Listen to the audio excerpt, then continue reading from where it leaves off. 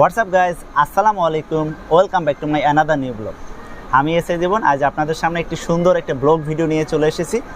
আপনারা অনেকে জানেন যে সোয়েটার এবং গার্মেন্টস দুইটা দুই রকম, এবং সোয়েটারের মধ্যে ডে নাইট ডিউটি হয়। জ্যাকেট মেশিনে কিভাবে একটা কমপ্লিট সোয়েটার তৈরি করে, ওয়ার্কাররা কিভাবে কাজ করে, একটা মাল কিভাবে শিপমেন্ট হয়। আশা করছি শুরু থেকে শেষ পর্যন্ত আপনারা আমার এই ভিডিওর সঙ্গে থাকবেন।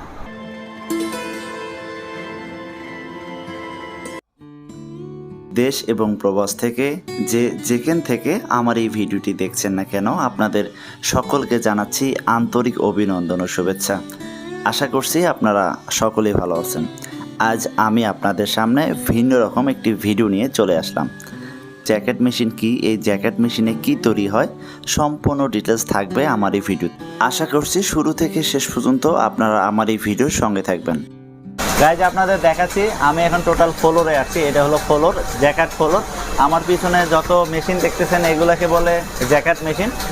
এই জ্যাকেট মেশিনে সাধারণত সোয়েটার তৈরি হয়। এই সোয়েটার তৈরি কিভাবে হয়, কিভাবে প্রসেসিং হয়, সবগুলো পার্ট টু পার্ট আপনাদের আমি দেখাবো। কারণ বাংলাদেশ থেকে দেশের বিভিন্ন প্রান্তে রপ্তানি করা হয়, আর একটা সোয়েটার তৈরি করতে গেলে অনেক পরিশ্রম আছে। এখানে আপনাদের একটা পার্ট দেখাচ্ছি। আবার এইরকম একটা ফরম পার্ট আছে, ব্যাক পার্ট আছে, দুইটা স্লিপ আছে, তারপর একটা কমপ্লিট মাল হয়।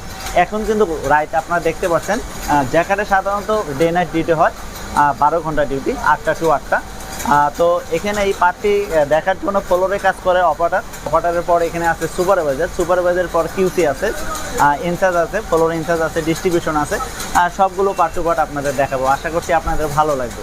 আপনারা জেনে অবাক হবেন, আমাদের দেশের গার্মেন্টস সোয়েটারের ইন্ডাস্ট্রি যারা শিল্পপতি আছে তারা খুব দ্রুত সময় এই শিল্প কারখানা থেকে বিপুল অর্থ আয় করে থাকে।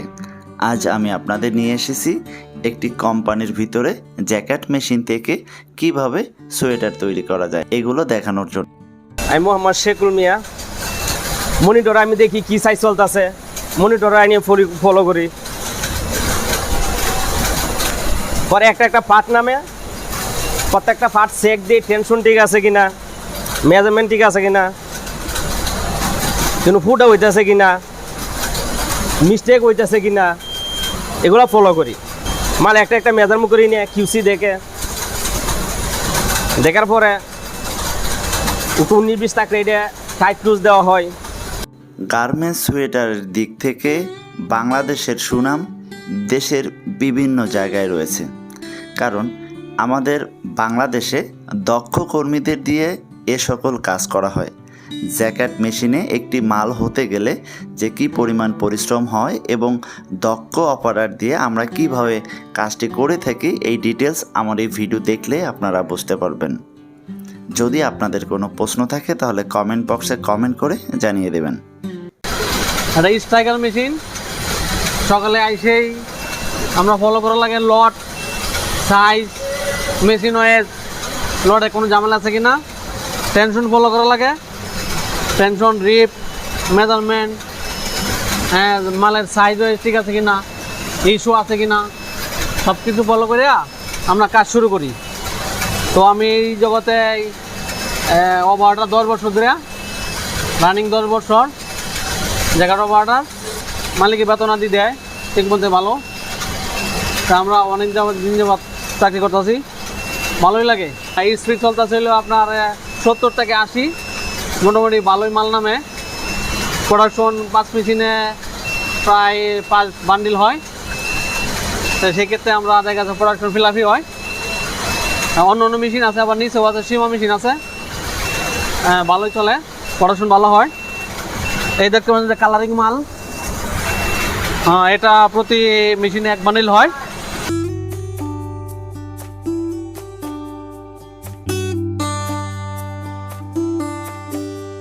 আমি মোহাম্মদ সাগর মোল্লা, জ্যাকার্ড কিউসি।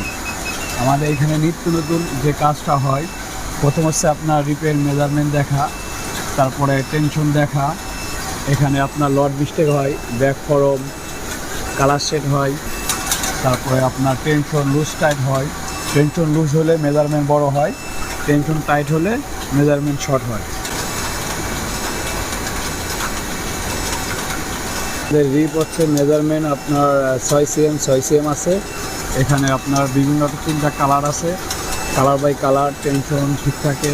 তারপরে আপনার বিভিন্নভাবে সমস্যা হয়। এখানে ধরেন আপনার মেনিং হয়, তারপরে সাইড কাটা হয়, এগুলো আমাদের ধরার দায়িত্ব। আর বেশিরভাগই আপনার কালার শেড হয়। কালার শেড হইলে মালটা ক্যান্সেল হয়, বাদ হয়ে যায়। এখানে আমাদের একটা কালার মেজারমেন্ট আছে, এটা আমরা দেখি। এখানে আপনার 9 cm লাগে, 9 cm আছে, ঠিক আছে। এটা হচ্ছে আপনার 4 cm লাগে, এটা 4 ঠিক আছে। ফ্লোরে যদি জ্যাকার্ড মেশিনের কোনো রকম সমস্যা হয় তাহলে এখানে রয়েছে দক্ষ সুপারভাইজার এবং এখানে রয়েছে দক্ষ টেকনিশিয়ান, যাদের মাধ্যমে মেশিনের কাজগুলো ভালো করা হয়ে থাকে। এখন যেটি দেখতে পাচ্ছেন এটি হলো ইন্সপেকশন, কারণ জ্যাকার্ড থেকে মালগুলো কমপ্লিট হওয়ার পরেই ইন্সপেকশনে মালগুলো চেক করে কোনো পার্ট শেড আছে কিনা বা কোনো পার্ট ফুটা আছে কিনা, এভাবে কাজ করা হয়। এখন যে সেকশনটি দেখতে পাচ্ছেন এটা হলো জ্যাকার্ড ডিস্ট্রিবিউশন সেকশন।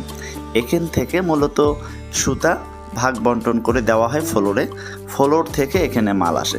চলেন শুনে আসি ডিস্ট্রিবিউশনের কাজ কি এবং তারা কিভাবে ডিস্ট্রিবিউশনটি মেনটেন করে। আসসালামু আলাইকুম, এটা হলো জ্যাকার্ড ডিস্ট্রিবিউশন কাউন্টার। এখান থেকে সাধারণত আমরা সুতাগুলা ভাগ বন্টন করি। ডিস্ট্রিবিউশন মানে হলো ভাগ বন্টন করা। এটা হলো খাতা, এখানে হলো বিভিন্ন স্টাইল আছে। এই যে একটা স্টাইল, এখানে একটা স্টাইল, এভাবে এখানে প্রায় প্রতিনিয়ত 10, 15, 20টা এরকম স্টাইল আমাদের চলে থাকে।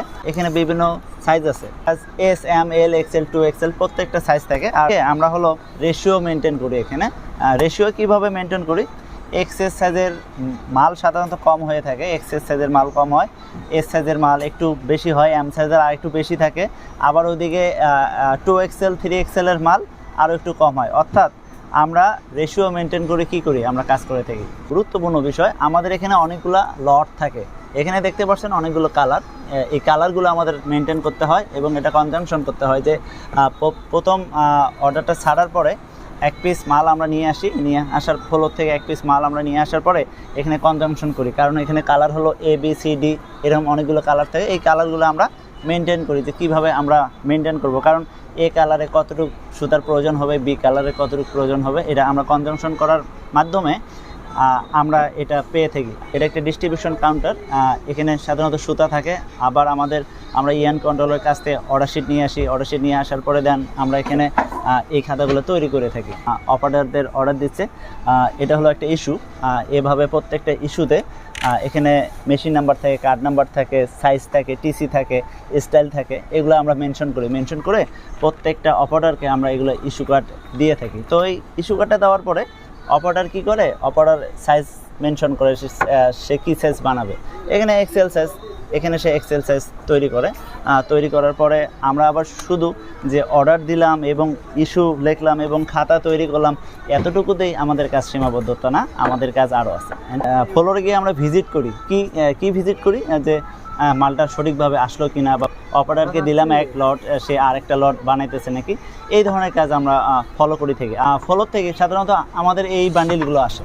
এই বান্ডিল সাপোজ এই বান্ডিলে আসে, এখন এটা একটা নির্দিষ্ট একটা ওয়েট আছে, পার ডজনের একটা ওয়েট আছে। এই বান্ডিলে আসার পর আমরা এখানে মেশিন নাম্বার দিই, কার্ড নাম্বার দিই এবং এটার একটা ওয়েট থাকে, অ্যাভারেজ একটা কন্ট্যাক্ট ওয়েট থাকে। এই কন্ট্যাক্ট ওয়েটটা দেখার পরে আমরা এখানে ইনশিওর করি যে মালটার মধ্যে এখানে হলো 5 পিস কোয়ান্টিটি। এখন 5 পিসের মধ্যে দেখা যায় অপারেটর অনেক ক্ষেত্রে ভুল করে 4 পিস দেয়, 3 পিস দেয় বা 6 পিস দেয়। আমরা যখন ওয়েট করি, ওয়েট করার পরে আমরা এটা পেয়ে যাই যে যখনই দেখবো ওয়েট প্লাস, তখনই ভাববো যে এখানে মাল অবশ্যই বেশি আছে। আমরা তাকে 5 পিস দিচ্ছি, সে 6 পিস তৈরি করছে। তারপর এমনও হয় ওয়েট কম হয়, ওয়েট কম হলে আমরা বুঝতে পারি এখানে যে এখানে কোয়ান্টিটি কম আছে। তো তখন আমরা অপারেটরকে ডাকি, আবার সুপারভাইজার আছে, স্টাফ আছে, তাদেরকে ডেকে এটা সমাধান করি। এটা হলো জ্যাকার্ড ডিস্ট্রিবিউশনের কাজ। আরও অনেক কাজ আছে, অন্য কোনো একদিন আপনাদের জানিয়ে দেব সকল কাজ সম্পর্কে। ভালো থাকবেন, আসসালামু আলাইকুম।